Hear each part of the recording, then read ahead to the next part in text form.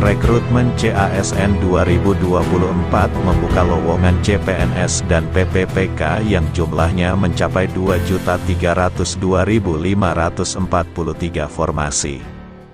Instansi pusat mendapat kuota 429.183 formasi, terdiri dari 207.247 formasi CPNS 2024 dan 221.936 formasi PPPK, pegawai pemerintah dengan perjanjian kerja.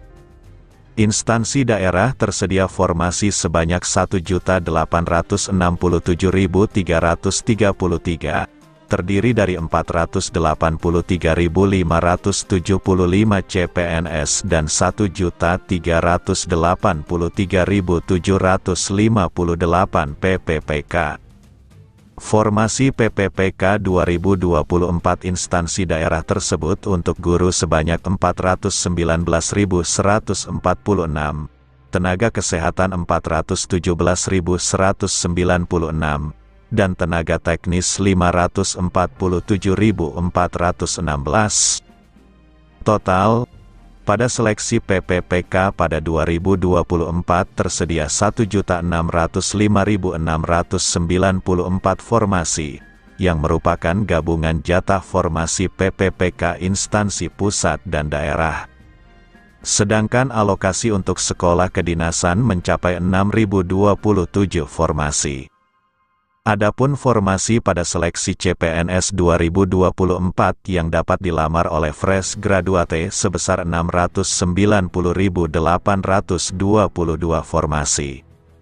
Kementerian Pendayagunaan Aparatur Negara dan Reformasi Birokrasi, PAN-RB, menyatakan bahwa dari 2,3 juta CASN 2024 sebagian difokuskan untuk mencari para talenta digital guna menunjang proses digitalisasi birokrasi yang tengah dilakukan pemerintah saat ini. Jadi sekarang tentu saja kami ingin mendapatkan talenta-talenta digital ya. Jadi dari 2,3 juta formasi ASN yang telah diumumkan oleh Bapak Presiden itu, kata Sekretaris Kementerian PAN-RB Rini Widyantini mewakili Menteri PAN-RB di sela acara Taspen Day dengan tema Muda Berkarya Tua Bahagia bersama Taspen di Jakarta, Selasa, tanggal 16 Januari tahun 2024. Rini mengatakan bahwa rekrutmen ASN 2024 juga diarahkan untuk menunjang keberlanjutan reformasi birokrasi pemerintah. Dengan banyaknya talenta digital yang bekerja di instansi pemerintah, diharapkan mampu menjawab beberapa tantangan ketenagakerjaan karena adanya revolusi industri 4.0 saat ini.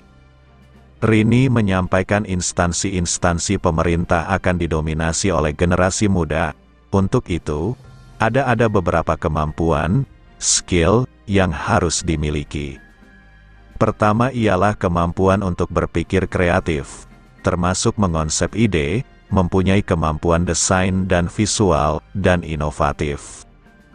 Kita butuh anak-anak yang memang penuh ide, bagaimana kemampuan desain dan virtual, kemampuan berkomunikasi dan sebagainya, tuturnya.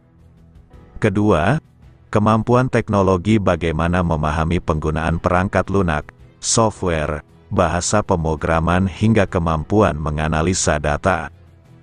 Ketiga, yakni kemampuan komunikasi yang mencakup berbicara, menulis, mendengarkan, hingga bernegosiasi.